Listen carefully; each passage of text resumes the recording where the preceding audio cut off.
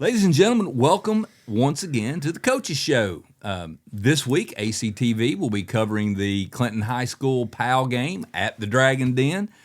We've got Coach Dawson in for yet another Coaches Show. Coach, welcome back. You guys are riding high right now. 2 out of 3, Yeah. 2 out of your last 3. Yeah, we're playing good ball. We're playing really good ball. That's fantastic. And I've got a ton of questions to ask you about football. But first, I want to ask you, I saw on social media recently that your guys have been involved with the Clinton Athletic Club with the little kids, and y'all had a scrimmage with them. It looked like a lot of fun. Talk about that a little bit. Yeah, they kind of approached me with the idea. I think they had seen Lanier in Georgia had done it. I think a couple others have done it since then. But and whenever I kind of took it to our kids, we wanted to surprise the younger kids. Our kids, I think, were more fired up than the younger kids were. Our kids were ready to go. And I'm talking to our kids, talking to some of this. We took the seniors, a group of 14 seniors, and I'm like, hey guys, I'm just reminding them, hey, let them. They said, Coach, are you telling us you want us to lose? I was like, no. I was like, you know what? If it's a tied game, we're gonna go tackle them. But no, our kids, we have some great kids and just humans, and that was really cool for me to even see. Just like the little kids are blocking them, our kids are picking them up in the air, and just talking a little trash with them. That's how you build the love of just a game of football at a young age. That's something those younger kids will never forget. Something our kids will never forget. Yeah. Well, it looked like a lot of fun, and I'm glad to see your guys. Listen, at the end of the day, anything we can do as people to make our community better is a good thing. Yeah. And your kids look like they were into it elbow deep. So They were fired up. That's fantastic. Well, let's talk a little bit about Dragon football. So last week on the road at South Doyle, your guys pitched a shutout. I mean, y'all beat beat South Doyle 24-0, and that's a good football team. Talk about the adjustments that you made and what you saw from your defense that made that happen. Yeah, I mean, we just continued every week to get better at communicating, at rounding the football, at forcing turnovers. We had 4 sacks and 3 turnovers, 2 fumbles and a pick, blocked a field goal. So we're getting better as communicators. We're getting better as a unit. Schematically, nothing's really changed. Week to week, we kind of figure out, we're going to be very multiple. That's kind of been our thing since the whole time we've been here. We'll be a 3-man front. We'll be a 4-man front. We'll be a 5-man front. We'll give you a 7-0 look. We'll give you a 2-man front. We'll mix it up. Yeah, try to give people different pictures. And we felt good about the matchup going into it. They're young at some spots. They're very talented. It's a really good football team. They've won a lot of games. We felt good about it. Our kids communicated. They followed the game plan. It was really like a fun night of football. Yeah. Well, and I know Jackson Harrell, one of your leaders, leading the team in tackles. Yeah. He was a force. Yeah, he's really come on. Early in the season, as a linebacker in a new scheme, it takes you a second to get comfortable with the checks and where you need to be, and when do I need to set this guy, when do I need to give a certain tag, and he's done a great job of kind of taking ownership of that unit. As the season's progressed, and he had a great game Friday night. I think it wasn't one of his games where he spouted off 15, 16 tackles. But you go watch the game, he's just kind of the fixer. He's getting people lined up. He's doing a lot of things, communicating at a really high level. He's an awesome kid. We're really going to miss him. Yeah. So let's switch sides of the ball for just a minute. Your offense put up 24 points. Yeah. But what kind of growth have you seen? I think sometimes people forget that football, your team is not stagnant. As you practice and as you play games, you continue to adjust and make improvements. What have you seen, or what did you see from the offensive side of the ball at South Doyle that you liked? Yeah, it's no surprise really anybody. You look at our roster kind of makeup from early in the season. We were going to throw the ball a lot, and we've been averaging about 400 yards a game, about 330 of it passing. So going into this game, our offensive lineman talked about they wanted to run the ball. So, Coach Sexton, does a fantastic job with that unit, and kind of told him, all right, here you go. So I think Friday night it was 260 through the air and 180 on the ground, which is, really balanced. I think it was 24 passes and 27 runs. So Wow. it ended up being pretty equal, and our kids did a great job. Our offensive line, that group Friday night through injuries was Hunter Jenkins, James Daniels, Jackson Wilson, Reed White, and Xander Huffman, and they did a fantastic job. Took a really good ownership of the running game. Cam Anderson, Riker Arms, Michael Shabbos, they had a great night running the ball. As you reflect back, and we've kind of touched on this a little bit, but when you got here in the summer versus where your team is now, what changes have you seen? How have you seen this team come together, change, become a more cohesive unit? Yeah, I mean, it's something where, not like necessarily season, but summer, we talked about, like, you'd even mentioned before, if we say meetings start at this time, like, if you're not here, doors closed, is locked, you're not coming in. And we've kind of seen those lingering effects throughout the season where it's, and the kids, like, they like joke with each other about how early they can get to meetings. He's like, Coach, I'm 20 minutes early, and they're just like, they're competing with each other about getting to meetings early. Right. And they're stitching on each other. They see someone's phone in their pocket and it's not put up during the meeting, like stuff like that. And the kids think it's like playful, but you kind of go months and weeks with that. It really adds up. And then it's like, it's the expectation. It's, people say the standard. So our kids have done a fantastic job. Obviously, early in the year, we had a couple we felt like we could have won. You hate to lose those, especially for the seniors. But it's also something where I feel like the common struggle has really brought a bunch of our guys together, and that's just a really neat thing to see. You touched on it a minute ago, but you're getting close to the season. End of the season. You've got 2 games left. You've got this upcoming game against Powell, and then I believe Hall's on the road. Yeah. So how are you guys holding up health-wise? I mean, I know football's a brutal sport, and as you go through the year, you get your dings. How are you guys doing health-wise, and is there any players or positions that you're concerned about? Honestly, and I say this, I need some like wood to knock on, I guess, but we're really healthy right now. And a lot of that credit will go to Jim Lawler. He's our director of sports performance. He's actually got a couple other sports at the school now he's kind of taken over, but I was able to meet Jim. I know his son really well for over half a decade. He moved out here from Denver, Colorado to come be a part of what we're doing.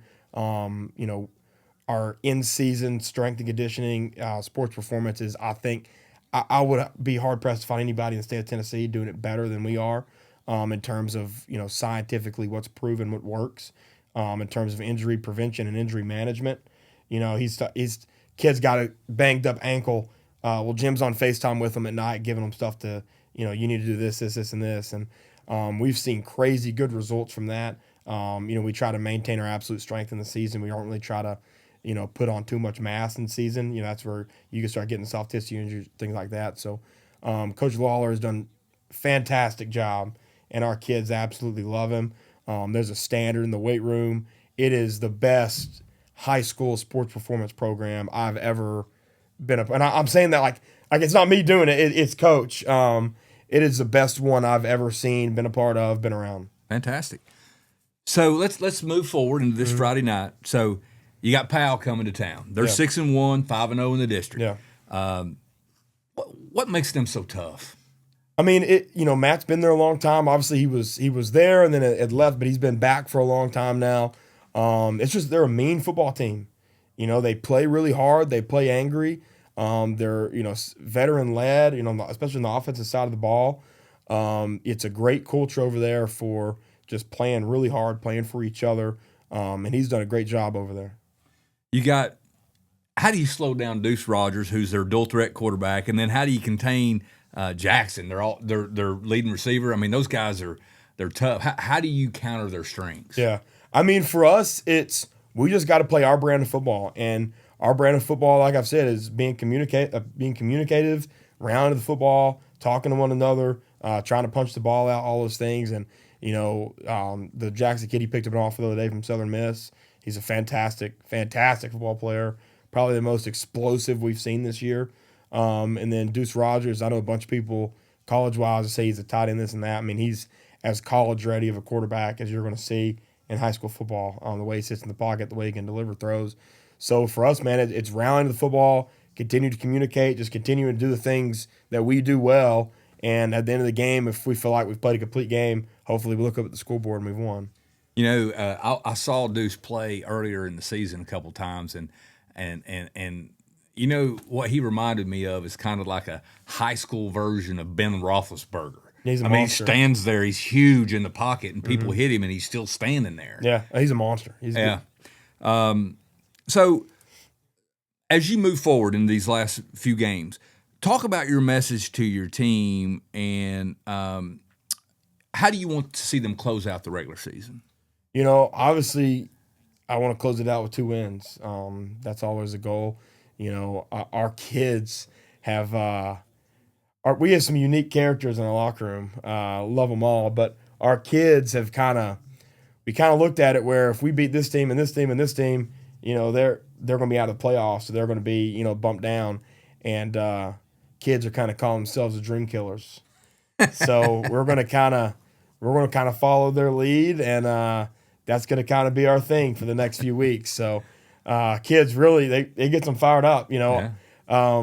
You know, a kid from South Dole said something, well, you know, you guys aren't doing this or that, and I don't know which one of our kids it was, but they looked back at him and said, well, now you're in a 3-way tie, and you might not make the playoffs. And he's like, how do you know that? But our kids, it's weird. They take a lot of pride in it, so I'm excited about that. Dream killers. Dream killers, yeah. That's a hashtag if I've ever heard one. Yeah. Let's switch over to you personally a little bit. What are some of the things that you like about coaching the most, and how do you find those things fulfilling in your life? Yeah, I mean, I'd like being around the game of football. You know, there's a familiarity there that's, you know, been around the game since I was a little kid. You know, so being able to kind of end my day every day, you think about this part of the year with practice, it's such a cool thing. And seeing, you know, how football changes and transforms lives from kids freshman year to senior year, it's really cool. You know, I don't know what I'd rather be doing than this. I feel like I have a fantastic job. You know, I really love it here. You know, when we covered your all's game where Bryson set the school record for receiving yards, BJ did a post-game interview with him, and I was shocked by how emotional he got talking about the community, you know, and how much support that he had felt from the community, and how much it mattered to him. Yeah. You know, because, I mean, obviously we all know Bryson's a very skilled player, and he could have, in this day and age, he could have left, gone somewhere else, but he stayed. Yeah. I mean, and he's a dragon. Yeah, he's a kid. He's a building block kid. He is. I've never been around a kid that's as talented and as humble. You know, you have other schools, athletic directors, and coaches knocking on your door. Sure. And for a kid to say, I'm a dragon. Yeah. And, you know, at a time where, you know, Clinton wasn't winning state titles, you know, it was a program that was still, you know, very much on the rise. And from to say, I'm a dragon, I'm not going nowhere. And he could have taken the easy road out. I think it says a lot to him as a human, the way he's raised. So we're really going to miss that kid. He is, you know, Friday night we're at halftime, and, you know, we communicate a lot with the kids. Like, what do you know, how do you feel about your matchup? How are they playing you? You know, do you feel like you can, you know, this route? And he gives us 5 plays. He does, you know, Coach, I think, you know, these would work. He reads them off. And none of them were him getting the ball. Not one play was him getting the ball. It was like, he goes, if I do this, I know he's going to do that, and so-and-so will be open. Not one of them was him getting the ball. And he doesn't really care about the credit. You know, he just plays ball. He loves his teammates. His teammates love him. And it's true, like, honestly, a one-on-one situation. It's amazing what you can accomplish, as it's been said. It's amazing what you can accomplish when you don't care who gets the credit. Yeah, 100%. That's great. So this Friday is homecoming. Yeah. For you guys. Yeah. So what's your message to Dragon Nation Friday night, and what do you need from the black and orange faithful? We need everybody fired up. You know, I mean, I tell people all the time that, like, haven't, you know, people from, like, where I'm from, hometown, like, or people that haven't been to a game, like, we get fired up, and, you know, we just need that to continue. You know, we're going into the game anticipating that we're going to win the game. There's not going to be a game that's not the case. So This Friday night, our kids are going to find out today. Actually, we're wearing the old school. 2009, they went undefeated. We're wearing the Diamond C on the helmet. So we're going to wear that for this game for homecoming. Kids have been asking for it all year. They don't know. They're going to find out today. Right. But I'm excited about that. I think that'll be really cool. But thinking about the 2009 team that went 10-0 and beat Oak Ridge and won a lot of big games. So I think that'll be really neat. Fantastic. I love what you guys are doing now with the walking through the crowd at the beginning of the game when we did your all's game against Campbell County. Yeah. That was the first time that I saw it. Yeah. And I think the fans have responded well to that. Yeah. And I think that's a good anything that you can do to create that culture. Yeah. And allowing people to be more a part of what you're doing. Coach, I think you've had a fantastic season. I love what you're doing with the culture build. Best of luck against Powell and Halls moving forward, and I hope you guys have a fantastic homecoming Friday night. And I promise you, we won't air this until the show, so we won't let the cat out of the bag about the new uniforms. No, it's all right. Yeah. All right, Coach. Thanks for coming in, and good luck Friday night. Thanks so much.